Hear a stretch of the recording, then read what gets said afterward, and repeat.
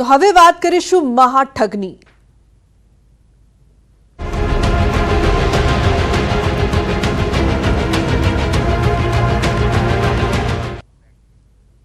તો BZ group કૌભાંડ વચ્ચે તૂટેલું લેપટોપ મળી આવ્યું છે। અરવલ્લીના માલપુરના રૂગનાથપુર રોડ પર બિનવારસી હાલતમાં મળ્યું છે તૂટેલું લેપટોપ। માણેક કૃપા સ્કૂલ સામે કેનાલ પાસેથી મળ્યું છે લેપટોપ।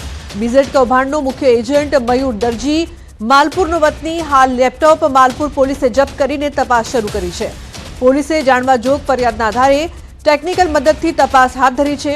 લેપટોપમાં મોટા હવાલાની શક્યતાને નકારી ન શકાય। તો લેપટોપમાં કઈ કઈ માહિતી છે તે અંગે તપાસ કરવામાં આવી રહી છે।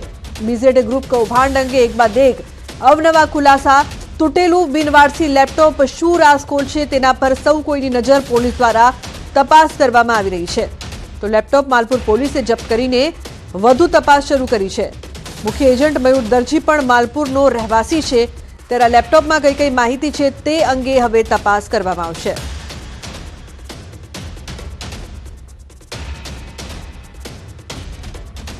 તો અરવલ્લીથી સંવાદદાતા હાર્દિક લાઈવ જોડાયા છે વધુ માહિતી આપવા માટે। હાર્દિક, એક બાદ એક નવા ખુલાસા અને હવે આ લેપટોપ જે મળી આવ્યું છે, શું રાઝ ખોલી શકે છે આ લેપટોપ?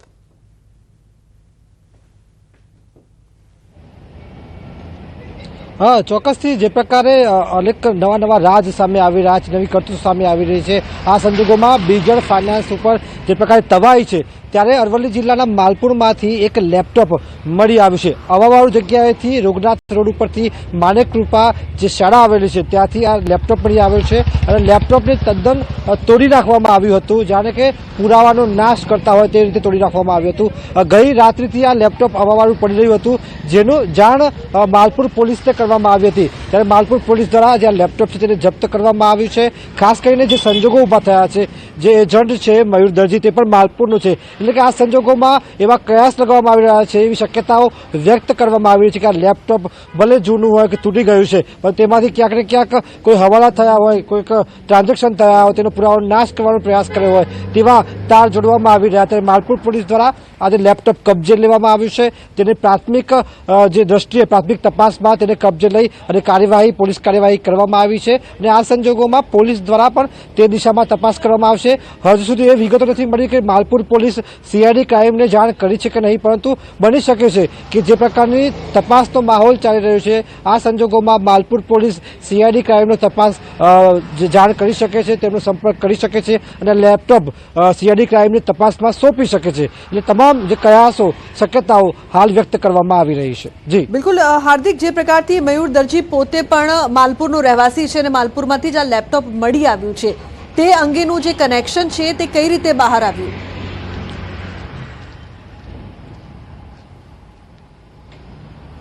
ચોક્કસથી જે પ્રકારનો માહોલ છે માલપુરનો જે મયુર દરજી છે ખૂબ જ ટૂંક સમયમાં તેના જે ઠાઠ જોવા મળ્યા છે અને ત્યારબાદ સોશિયલ મીડિયામાં તેના વિડીયો જોવા મળ્યા છે। વિદેશના વિડીયો હોય, મોગીદાટ ગાડીના વિડીયો હોય, આ તમામ જે માહોલ ઊભો થયો તેમાં જે બીજેડની જે ઓફિસ આવેલી છે એ ઓફિસ બે જગ્યાએ આવેલી છે, જેમાં નવી ઓફિસ બની રહી છે તે વિસ્તારમાંથી આ લેપટોપ મળી આવ્યું છે। એટલે એવા કયાસ હજી જે સૂત્રો કહી રહ્યા છે પ્રમાણે કે આ લેપટોપ તેમનું હોઈ શકે છે, કારણ કે અગાઉ આ પ્રકારની જે સિચ્યુએશન ઊભી થઈ નથી, પરંતુ આ બીજેડની જ્યારે તપાસ ચાલુ છે ત્યારે પુરાવાનો નાશ કરવાનો પ્રયાસ કરવામાં આવ્યો હોય તેવા પ્રબળ શક્યતાઓ જોવા મળી રહી છે। ત્યારે લુબના ખાસ કરીને જે હાલ માલપુર પોલીસ છે તે દિશામાં તપાસ કરી રહી છે। સીસીટીવી દ્રશ્યો, જે રૂગનાથપુર રોડ ઉપરના જે સીસીટીવી દ્રશ્યો છે તે પણ તપાસ કરવામાં આવી રહ્યા છે કે આખરે આ લેપટોપ આવી તો આવી ક્યારથી, કારણ કે જે પ્રકારના રહસ્યો, જે પ્રકારની કરતૂતો સામે આવી રહી છે તેવા સંજોગોમાં લેપટોપ મહત્વનું પરિબળ સાબિત થઈ શકે છે। લુબના બિલકુલ હાર્દિક, આપ જોડાયેલા રહેશો, આપની પાસેથી વધુ વિગતો પણ પ્રાપ્ત કરીશું। તો જે પ્રકારથી આ તૂટેલું બિનવારસી લેપટોપ મળી આવ્યું છે,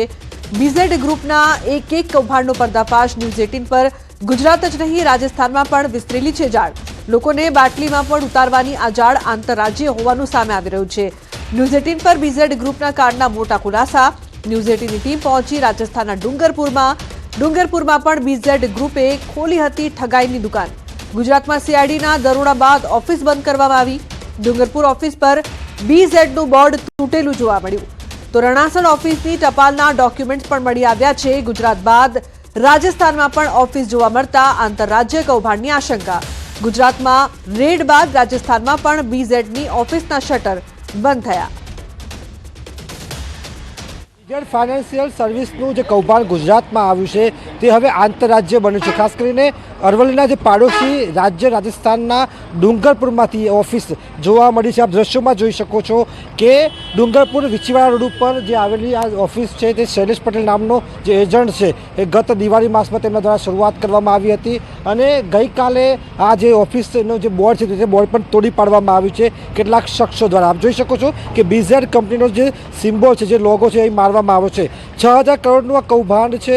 આ સંજોગોમાં આ કૌભાંડ જે પ્રકારે આંતરરાજ્ય બન્યું છે, એટલે કે રાજસ્થાનમાં પણ આ કૌભાંડના ચિહ્નો જોવા મળી રહ્યા છે. ઓફિસો અહીં ખોલવામાં આવી હતી, રોકાણકારોને અહીં પણ લલચાવવામાં આવતા હતા. એટલે કે હવે દ્રશ્યો સામે આવી રહ્યા છે. ત્યારે આ પ્રકારના દ્રશ્યો જે આવી રહ્યા છે ત્યારબાદ જે લોકો છે તમામ ફરાર છે, કારણ કે ઓફિસો બંધ બોલી રહી છે. અહીંથી જે પુરાવા મળ્યા છે તેમાં ગુજરાત કનેક્શન એટલે જે ટપાલ છે તેમાં રણાસણ લખેલું છે.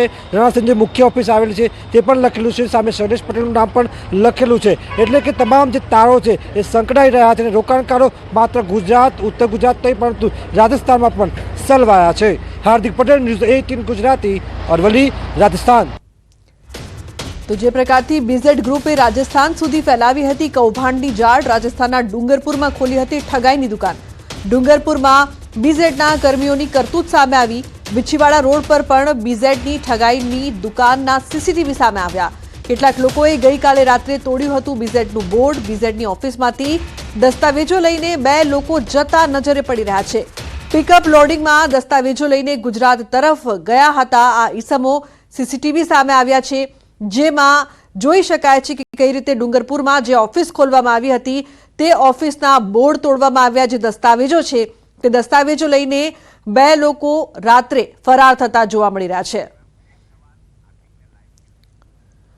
તો સંવાદદાતા હાર્દિક લાઈવ જોડાયા છે અમારી સાથે. હાર્દિક, એક બાદ એક જે ખુલાસાઓ તો થઈ રહ્યા છે, પરંતુ જે સીસીટીવી પણ સામે આવ્યા છે, ડુંગરપુરના રાતના અંધેરામાં 2 લોકો આવે છે, દસ્તાવેજો લઈને ફરાર થઈ જાય છે.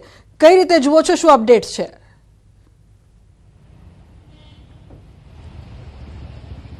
હા લોબના, ચોક્કસથી જે પ્રકારે અરવલ્લીની પાડોશમાં જ આ ડુંગરપુર જિલ્લો આવેલો છે જે રાજસ્થાનમાં પડે છે અને આ સંજોગોમાં ન્યૂઝ 18 ગુજરાતીની ટીમ વહેલી સવારથી રાજસ્થાનના ડુંગરપુરમાં છે સવારથી અને આ જે ઓફિસ છે જે બીછીવાડા રોડ ઉપર આવેલી છે બીજેડ ફાઇનાન્શિયલની, ત્યાં અમે પહોંચ્યા હતા. ત્યાં દ્રશ્યો જોયા તો જોવા મળ્યું કે બોર્ડ તોડી પાડવામાં આવ્યું હતું. ત્યાં ટપાલ પણ જોવા મળી કે જ્યાં રણાસણ ગામનું જે એડ્રેસ છે તે પણ જોવા મળ્યું હતું, જ્યાં મેઇન ઓફિસ બીજેડ ગ્રુપની આવેલી છે. સ્થાનિક જે આજુબાજુ જે મેડિકલ ધરાવતા જે વેપારીઓ છે, ગોડાઉનના માલિકો છે, તેમણે પણ જણાવ્યું કે 15 દિવસથી અહીં બંધ છે. આ સંજોગોમાં બાજુની દુકાનનું જે સીસીટીવી દ્રશ્યો ન્યૂઝ 18 ગુજરાતીની ટીમે તપાસ કરી તો ત્યાંથી જે ચોંકાવનારા દ્રશ્યો સામે આવ્યા કે ગત રાત્રે 10:30 વાગે કેટલાક 2 શખ્સો આવે છે, તેઓ બોર્ડ તોડી નાખે છે ઉપરથી અને તેમાંથી કોથળામાં જે પ્રકારે દસ્તાવેજો ભરેલો જે કોથળો છે, થેલો છે, તે લઈ અને પિકઅપ લોડિંગ ગાડીમાં મૂકે છે અને આ દ્રશ્યો તમામ સીસીટીવીમાં કેદ થયા છે.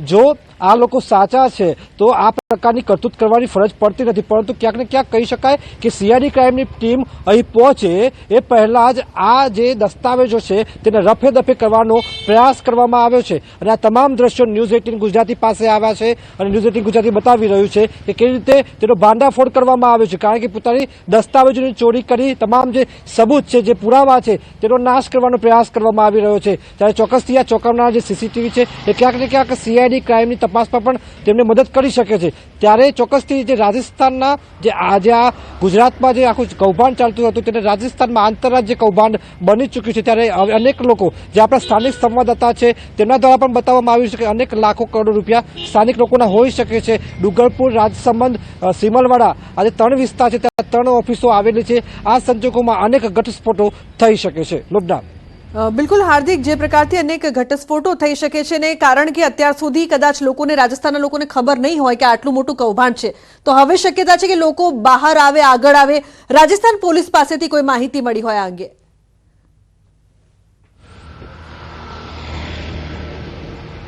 હા, ચોક્કસથી આ સમગ્ર મામલે રાજસ્થાન પોલીસ જે સ્થાનિક જે આપણા સંવાદદાતા છે ન્યૂઝ 18ના, તેમના દ્વારા રાજસ્થાન પોલીસને જાણ કરવામાં આવી છે કે આ પ્રકારનું જે કૌભાંડ છે જેની સીઆઈડી ક્રાઇમ તપાસ કરી રહી છે અને તપાસમાં જે પ્રકારે 6,000 કરોડનો આંકડો સામે આવ્યો છે, જે પ્રકારે તમામ મુદ્દામાલ, તમામ જે પૂરા જે બીજર ગ્રુપના જે સંપત્તિ જપ્ત કરવાનો પ્રયાસ કરવામાં આવી રહ્યો છે। આ સંજોગોમાં જે માહોલ છે તે પ્રકારે પોલીસ પણ હવે તટસ્થ રીતે કામગીરી કરતી નજરે પડશે ટૂંક સમયમાં તેવું જોવા મળી રહ્યું છે। જી રૂબના। બિલકુલ હાર્દિક, જે બે લોકો સીસીટીવીમાં જોવા મળી રહ્યા છે, જે રાતના સમયે આવે છે અને બધા દસ્તાવેજો લઈને ફરાર થઈ જાય છે, તે લોકો અંગે કોઈ માહિતી સામે આવી છે ખરી હાર્દિક?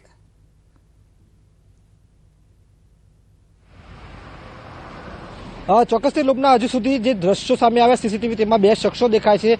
તેમનો કોઈ પણ પ્રકારની ઓળખ થઈ નથી, પરંતુ જે ત્યાંના એજન્ટ છે શૈલેષ પટેલ ઉર્ફે શૈલેષ કલાલ, તેઓ હિંમતનગરના છે। હિંમતનગર તેમનો સંપર્ક કરવાનો પ્રયાસ કરવામાં આવ્યો, ત્યારબાદ તેમને ફોન ઉપાડ્યો નથી, પરંતુ ક્યાંક ને ક્યાંક તેમની સાથે કનેક્શન હોઈ શકે છે, કારણ કે દસ્તાવેજો જે ઓફિસમાં પડ્યા હતા ગુજરાતમાં દરોડા પડ્યા, ત્યારબાદ રાજસ્થાનમાંથી ગત રાત્રે આ દસ્તાવેજો ઉઠાવી લેવામાં આવ્યા, એટલે કે રફે દફે પુરાવા કરવાનો પ્રયાસ કરવામાં આવ્યો છે। એટલે કે કોણ શખ્સો છે તે ખબર પડી નથી, પરંતુ સીસીટીવીમાં દ્રશ્યો કેદ થયા છે। લુબના। બિલકુલ હાર્દિક, જે પ્રકારથી એક બાદ એક ઘણા બધા કનેક્શન્સ મળી રહ્યા છે, લેપટોપ મળ્યું છે, રાજસ્થાનથી કેટલા કનેક્શન સામે આવ્યા છે, દુકાનના સીસીટીવી પણ સામે આવ્યા છે, મુખ્ય સૂત્રધાર છે તેને હજુ પણ પોલીસ શોધી રહી છે। શું વધુ આગળ કાર્યવાહી વધી શકે છે અને કયા કયા અન્ય રાજ્યોના કનેક્શન પણ સામે આવવાની શક્યતા ખરી?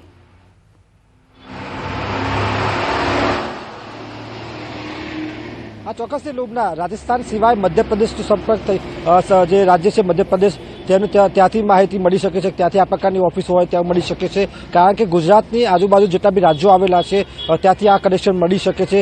આ સંજોગોમાં જે સીઆઈડી ક્રાઇમ છે હજુ તો ગુજરાત પર જ હાલ ધ્યાન આપી રહી છે, કારણ કે જે ટ્રાન્ઝેક્શન થયા છે HDFC બેંક હોય, ICICI બેંક હોય, તમામ જે એકાઉન્ટોમાં જે ટ્રાન્ઝેક્શન થયા છે તેના ઉપર ધ્યાન આપી રહી છે, કારણ કે આગામી 1 થી 5 તારીખમાં તમામ જે રોકાણકારો છે તેમને પૈસા મળતા હોય છે। આ સંજોગોમાં તેમની નજર ત્યાં જ છે કે આ રોકાણકારોને પૈસા પડે છે કે નહીં, કારણ કે હજુ સુધી કોઈપણ બેંકના એકાઉન્ટ સુધી સીઆઈડી ક્રાઇમે એકાઉન્ટ ફ્રીઝ કરવા માટેની કોઈપણ પ્રકારની કાર્યવાહી હજુ સુધી કરી નથી। આ સંજોગોમાં એવું માની રહ્યા છે કે આ તપાસમાં તેઓ સીધા રોકાણકારો સુધી પહોંચે, તેમને વ્યાજ મળે છે કે નહીં, પૈસા પડે છે કે નહીં, આ દિશામાં હાલ તો સીઆઈડી ક્રાઇમ તપાસ કરતી હોય તેવું પ્રાથમિક દ્રષ્ટિએ નજરે પડી રહ્યું છે। લુબના। બિલકુલ હાર્દિક, બીઝેટ ગ્રુપ કૌભાંડની આપણે વાત કરીએ, અન્ય કૌભાંડો પણ જે પ્રકારથી અત્યાર સુધી સામે આવી ચૂક્યા છે, આ પ્રકારના કૌભાંડ આટલા લાંબા સમય સુધી ચાલે અને બહુ ટાઈમ પછી ખબર પડે, તેને લઈને શું કહેશો? કઈ રીતે આટલા બધા કૌભાંડો થઈ જાય છે અને તંત્રને ખબર બહુ જ મોડી પડે, ત્યાં લગીને કેટલા બધા લોકોના પૈસા ચાઉ થઈ જાય છે?